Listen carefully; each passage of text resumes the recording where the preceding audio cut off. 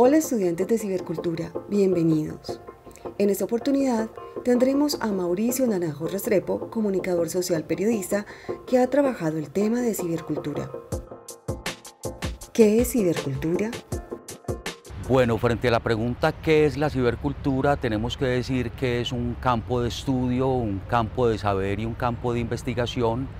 relativamente reciente, más que todo de la segunda mitad del siglo XX hasta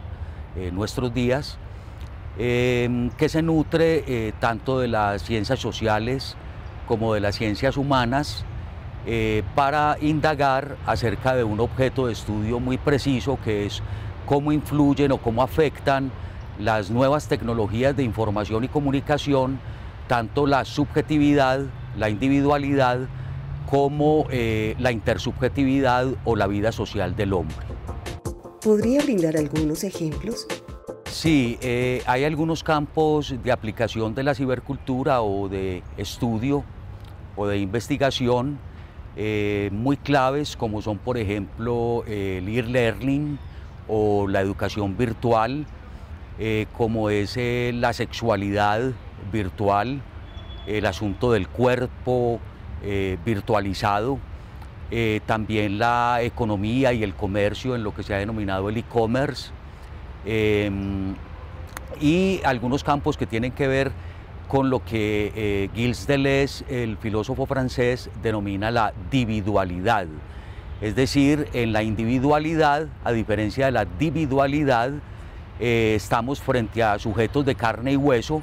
en la individualidad, mientras que en la dividualidad estamos frente a un código de ceros y de unos, donde el sujeto se convierte en pura información y desde ese punto de vista puede diseñar su propia identidad múltiple, diversa, híbrida, ya que puede transformarse permanentemente y construirse permanentemente una identidad de acuerdo a la situación comunicativa específica en la que se encuentre. Aquí hay fenómenos como los alias, los falsos perfiles o simplemente el juego, la lúdica, de estarse reinventando permanentemente esa identidad que algunos autores llaman identidades mutantes o identidades híbridas. Por solo mencionar pues como algunos campos de acción, la cibercultura aborda realmente pues todos los ámbitos de la vida, tanto subjetiva como social del hombre, y desde ese punto de vista tiene enormes posibilidades y aperturas como campo de estudio y de saber. ¿Podría establecer los aportes o miradas de algunos autores respecto al tema? Los autores o los teóricos que se han ocupado del campo de la cibercultura los podríamos dividir en dos grandes grupos, lo que son los ciberfílicos o los adeptos a la implementación de estas nuevas tecnologías de información y comunicación en la sociedad, y los ciberfóbicos o los que están en contra y asumen una actitud crítica frente a la deshumanización y algunos otros problemas que acarrea esa implementación de las nuevas tecnologías de información y comunicación. Dentro del primer grupo de los ciberfílicos podemos encontrar autores como el francés Philippe Caux, que es un ingeniero de telecomunicaciones, que en su libro Lo virtual, virtudes y vértigos comienza haciendo una reflexión filosófica desde Sócrates, cuando Sócrates habla de lo que está en potencia, lo que está en virtud,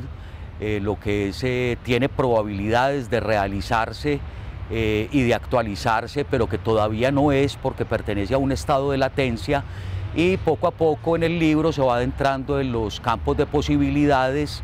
y de probabilidades tecnológicas de estas nuevas tecnologías de información y comunicación. Está también otro francés que se llama Pierre Levy, que tiene un libro que se llama Cibercultura, y otro que es Lo virtual, donde plantea que la virtualización es un proceso filogenético, es decir, biológico y natural de la especie humana. Lo ve como algo natural, su posición es naturalista, ve como algo absolutamente normal que el hombre tarde que temprano tenía que llegar a este momento de la evolución donde se virtualice la realidad y donde el ser humano de alguna manera se vaya a vivir un poco más en el campo de lo simbólico, en el campo de lo virtual. Tenemos también autores como Mark Dery con Velocidad de Escape, que se ocupa de fenómenos ciberculturales muy interesantes como el ciberpunk, como la virtualización del cuerpo, como la virtualización de la sexualidad y otros asuntos relacionados pues con este campo, siempre de una manera muy apasionada y muy positiva, digamos, muy afirmativa. Y por parte del grupo de los ciberfóbicos podemos encontrar, por ejemplo, al italiano Giovanni Sartori en su libro El Homo Videns, donde hace una fuerte crítica tanto a los medios audiovisuales como a las nuevas tecnologías de información y comunicación, por considerar que las generaciones que se apropiaron de estas tecnologías y de estas mediaciones son infantiles, se están infantilizando en un sentido negativo, ya que para él pierden todo el sentido del pensamiento abstracto, del pensamiento filosófico, y se quedan en un plano supremamente superficial de la realidad. Tenemos también a un autor muy importante que es Paul Virilio, con varios textos, uno de ellos El cibermundo, una política de lo peor o una política suicida, donde él habla de que estas nuevas tecnologías han implicado la pérdida de la interacción comunicativa cara a cara, han implicado la pérdida del cuerpo físico, y han impedido o han implicado la pérdida también del territorio físico. Él, como arquitecto de formación que es, ve en esto algo lamentable, porque considera que tanto el cuerpo como la interacción comunicativa cara a cara y como el territorio físicos, materiales, son la base de un buen entendimiento o de un buen diálogo entre los seres humanos. Él tiene una frase en el libro que dice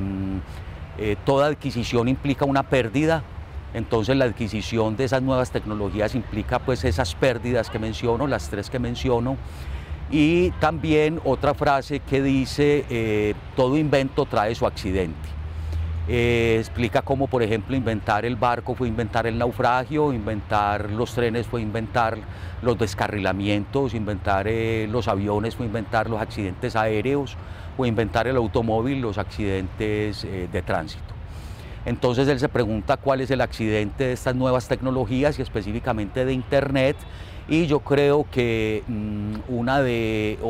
de esos principales accidentes que estamos viviendo es la posverdad, es decir, las fake news o las noticias falsas que se viralizan y que nos hacen percibir y construir una realidad completamente falsa y diferente a aquella que es objetiva y cierta. ¿Cuál es su posición crítica frente a la cibercultura? Tal vez la crítica que yo haría sería que estas generaciones han descuidado un poco la interacción social cara a cara, como lo decía ahorita con Paul Virilio. Son generaciones que permanecen en un grado de absorción bastante grande de estas tecnologías, de realidad virtual, de videojuegos, de redes sociales, que tienen a veces pocos criterios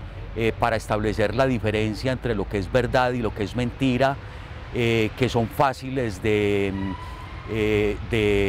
establecer algunos delitos informáticos como el robo de identidad o el abuso, el bullying, el matoneo, inclusive el abuso sexual, que